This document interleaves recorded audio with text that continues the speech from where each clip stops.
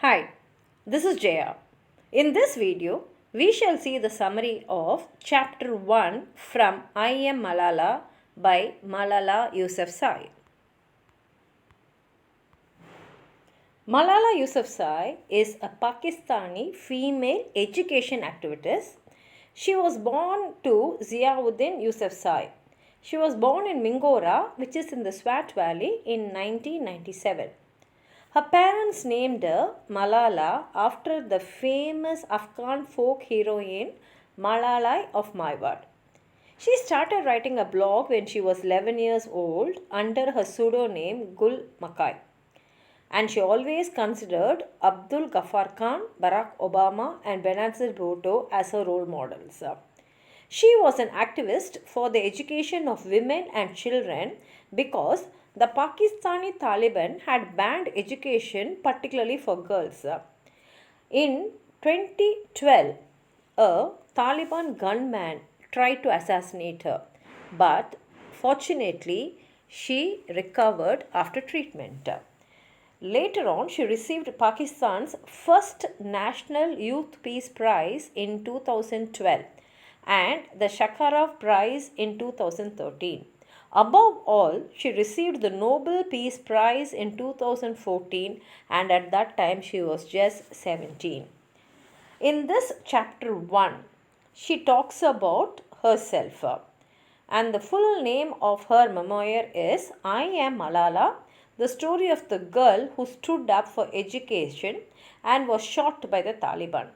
And this book was published in 2013. And the first chapter is A Daughter is Born. Here she introduces herself and gives details about her birth, her parents, her siblings, her life in Mingora, about the birth of Pakistan, and she also highlights her community, that is the Yousafzai tribe, and she also tells a story of how she got her name after the courageous folklore heroine Malalai. In Malala's country, she says women are considered as second-class citizens. They look at women as only fit for cooking and giving birth to children. Therefore, when Malala was born, all the villagers felt sad for her parents because she was a girl. Only her father's cousin, Jahan Sher Khan Yousafzai, presented her with cash and gifted a family tree. And even in the family tree, only the male names were displayed. But what her father did was, he drew a line and he marked her name next to his. And not only that, he celebrated her birth with gifts which were generally celebrated only for male children. He distributed sweets, coins, and dry fruits to everyone, and he really enjoyed her birth. About her community, she says that she was named after Malalai, a heroine of Afghan. And this heroine in Afghanistan led the Pashthuns against the British Empire during the 1880s. Of course, she was burnt alive, but her bravery made every Pashtun to fight ferociously against the British. And in fact, she says maybe this was a terrible defeat for the British until then.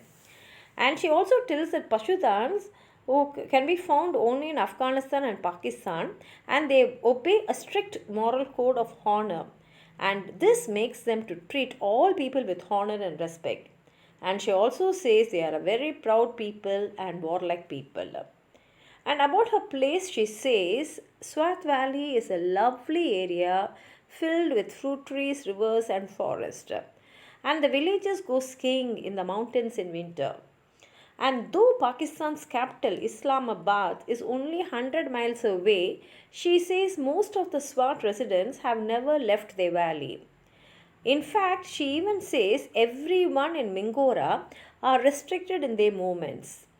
She also goes to the extent of saying that Swat Valley is the beautiful part of the world. But when the same place was plagued with violence and suffering, it appeared terrible. And about religion, she says Islam community was in Swat only after the 11th century. But before that, it was a Buddhist state. In fact, she says she has heard people saying that there were more than 1,400 British monasteries there.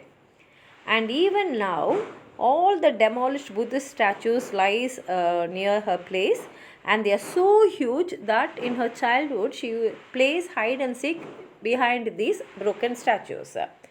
Malala enjoyed the majesty of the Hindu Kush mountains and the valley where she lived.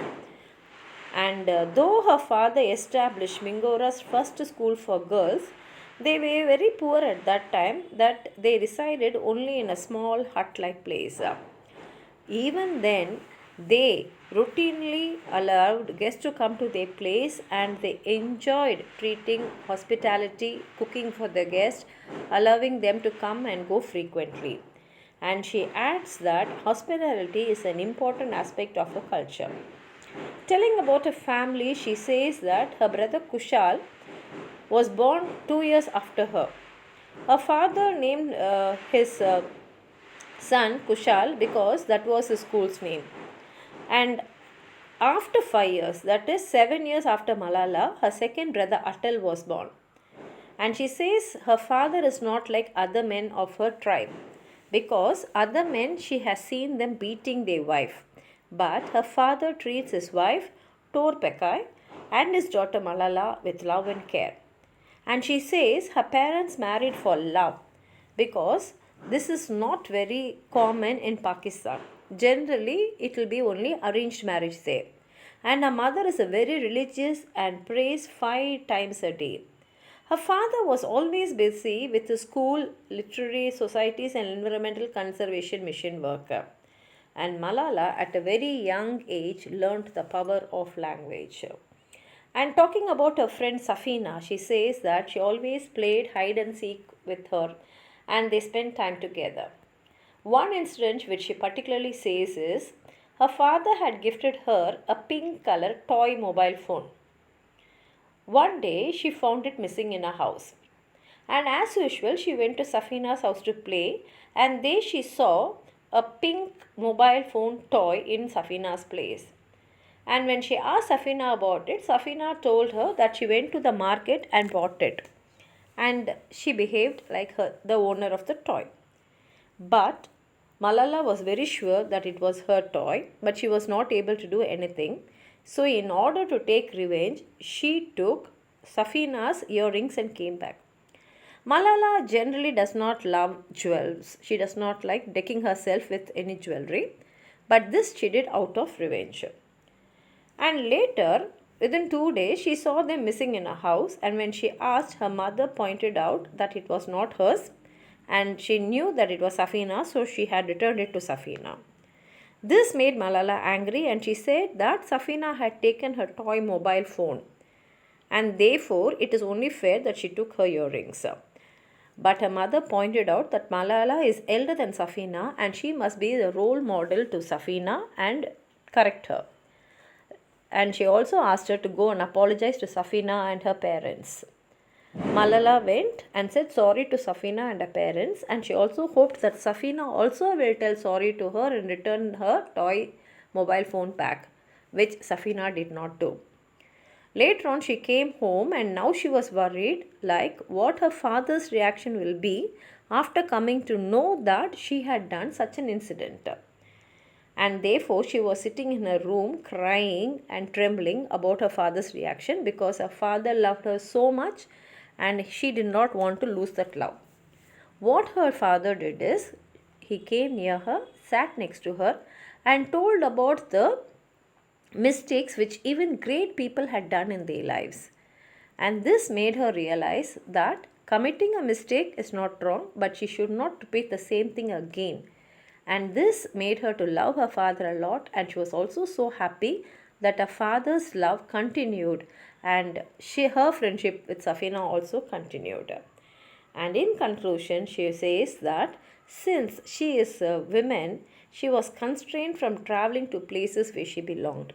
Because in her place, if any women have to go out, they can go out only with the male.